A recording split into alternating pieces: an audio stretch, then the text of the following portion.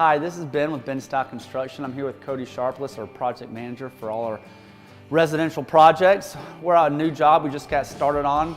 It's a kitchen renovation. Cody, if you would, give us a brief description of what all we got going on here on this project. Here at this house, the original structure was built around 1800, and this addition that we're working in here was built in 1981. In this particular project, the homeowner actually wanted to be a little hands-on. They did the majority of the demo. We consulted with them, told them the do's and don'ts as they started the demo process that would make our job a little bit easier and then keep him safe. So here, as you can see around us, we're going to do a kitchen remodel and also into their living room. We're going to take some of the walls all the way down to the studs, and then we're going to get rid of the popcorn ceiling, put new drywall up. They're going to get all new kitchen cabinets, countertops, appliances. The floor that was here originally was a walnut floor. It didn't match the existing floor in the house. So what we're going to do is go through and put down all new hardwood floors, lace it in with the existing floors, and so the whole entire floor system will be brand new.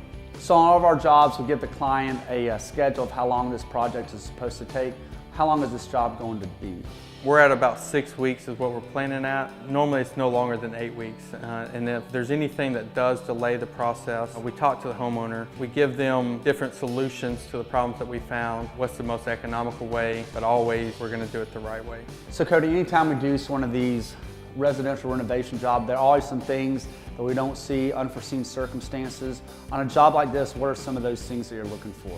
The assumption is that all the electrical is up to date and to code before we start. On some houses, that is the case, and we don't have to do anything, but as soon as we expose old electrical wiring or anything that's not to code, we need to address those issues. We try our best to do our due diligence, look at some of the wiring that we can see, look at some of the plumbing, how it's ran, and then another one is HVAC, anything to do with your heating and air. Sometimes you run into, there's a chase and built into a wall. Well, that wall, if that's going down, obviously you have to do something with the ductwork. On this actual project, when the homeowner started pulling up the existing hardwood floors, it was 3/4 inch hardwood. It didn't feel like there was any structural issues with the subfloor. Once we actually got that wood up and then you walk across the subfloor, you can feel where the subfloor is soft in some spots, and we actually found some damage along the edge where it looked like there might have been a leak at one point in time. Those little things that we discover will play a part, and if we don't address them, will play a big part in the overall look and finish of the house. So we like to go ahead and take care of those problems when we find them. Thanks for coming in and checking our video. I mean, we are really excited to show you what this project is going to look like. We've spent a lot of time with the client to really design what we think is going to be an awesome product for them. So check us back out. When we get finished up, we'll give you another video. Cody, thanks for joining us, and look forward to seeing you on the next video.